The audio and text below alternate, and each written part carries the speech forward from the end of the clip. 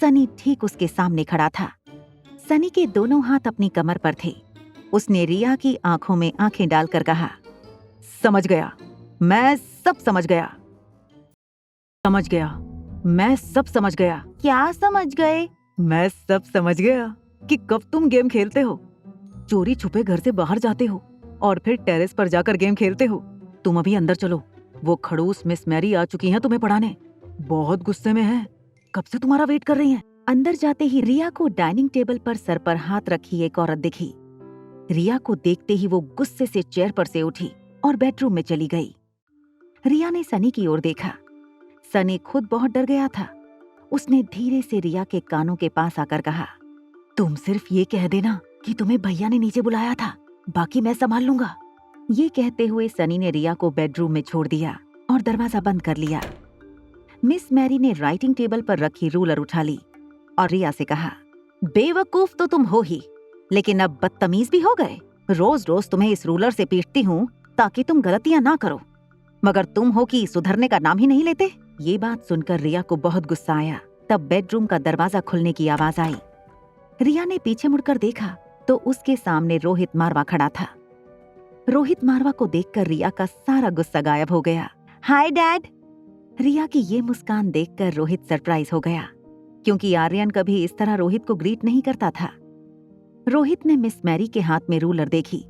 रोहित ने miss Mary से पूछा, टीचर मैरी, सब कुछ ठीक है ना? मिस्टर रोहित, मैं बहुत कोशिश कर रही हूँ, मगर आर्यन सुधरने का नाम ही नहीं लेता। ना होमवर्क करता है, ना मेरी कोई बात सुनता है। मैं आपसे कितनी बार कह चुकी हूँ कि आपका बेटा स्पेशल केस है, इसे स्पेशल स्कूल में डाल दीजिए। आर्यन जैसे बच्चों को पढ़ाना हम जैसे साधारण टीचरों की बस की बात नहीं है। रोहित रिया के पास घुटनों पर बैठा। आर्यन बेटा, तुम होमवर्क क्यों नहीं करते? रिया बिना कुछ बोले सिर्फ रोहित को देख रही थी। रोहित की बातों का क्या जवाब देना है, ना तो ये रिया जानती थी और ना ही उसे इंटरेस्ट था। बस ऐसे ही कोई भी सवाल पूछो तो ऐसे ही एक्सप्रेशंस देता है आर्यन। ना तो खुद बात करता है, ना तो मेरी कोई बात समझता है। मैरी की ये बात सुनकर रिया ने मैरी की ओर देखा। रोहित पास की चेयर पर जाकर बैठ गया। रोहित का सर झुक चुका था। मिस्टर रोहित, मेरी बात मान लीजिए। आर्यन को स्पेशल स्कूल की जरूरत है। वहाँ की टीचर्स ऐसे ऑटिस्टिक बच्चों को पढ़ाने में ट्रेन होते हैं। आर्यन उनके अंडर ट्रेन होगा तो बड़ा होकर आप पर बोझ नहीं बनेगा।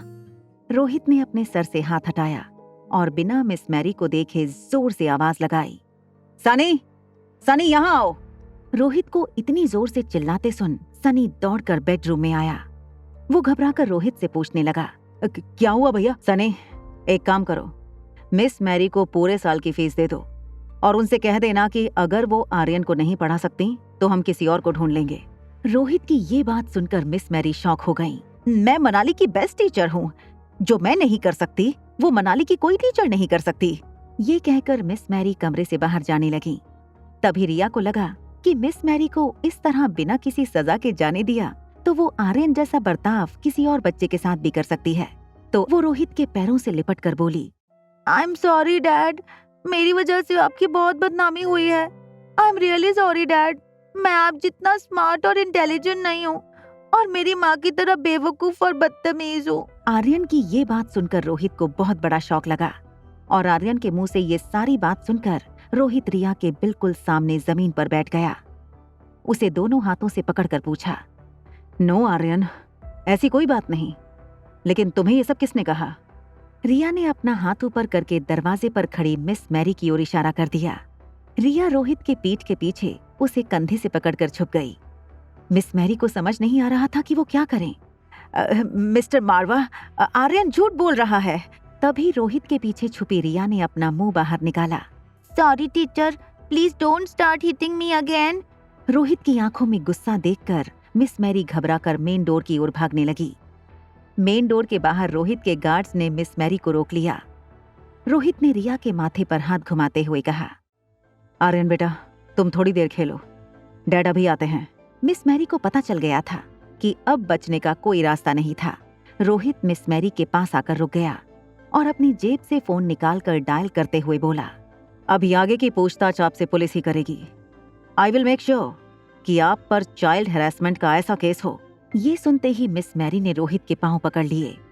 रोते हुए सब कुछ कन्फेस करने लगी। I am sorry mister Rohit, मुझे माफ कर दीजिए। आपके अंकल मिस्टर किशोर मारवा ने मुझे पैसे दिए थे। रोहित ने गार्ड्स को इशारा किया कि वो मैरी को कमरे से ले जाएं। रोहित का गुस्सा गिल्ट में बदल गया। रिया दरवाजे के बाहर जाकर सब कुछ देख रही थी। रोहित को वापस आता देख रिया दौड़कर रोहित के पास गई और रोहित ने रिया को उठा लिया। आई एम सॉरी बेटा, आज के बाद नो मोर ट्यूशन। आज के बाद तुम्हें मैं खुद पढ़ाऊंगा। ये सुनकर रिया की आंखें चौड़ी हो गईं। उसे लगा कि उसका सारा खेल उल्टा हो गया। Presidential suite 2402। वहां अनिका जब स्वीट में आई, उसने देखा कि उसकी बेटी आज बिल्कुल शांत और समझदार बिहेव कर रही थी। अनिका सोफे पर बैठकर ज्योति बुआ के ऑपरेशन के बारे में कुछ सोच रही थी। उसकी नजर सामने बैठे आर्यन पर पड़ी। उसने आर्यन को दोनों हाथों से पकड़ा और अपने नजदीक खींचा और उसे गले लगा लिया। अनिका के हक करते ही आर्यन को कब नींद आ गई उसे पता नहीं चला। अनिका ने नोटिस किया कि रिया नींद में है। चलो मम्मा को भी नींद आ रही है, let's have a bath and sleep. Anika Aryan को उठाकर बाथरूम में ले गई। अनिका ने बाथटब में पानी भरना शुरू किया।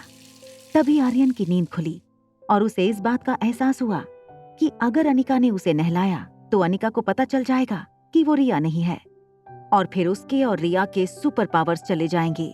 आगे की कहानी जानने के लिए देखें अगला एपिसोड सिर्फ पॉकेट एफएम के यूट्यूब चैनल पर। और एक लड़की को देखा तो के सारे एपिसोड को सुनने के लिए डिस्क्रिप्शन में दी गई लिंक से डाउनलोड करें पॉकेट एफएम ऐप।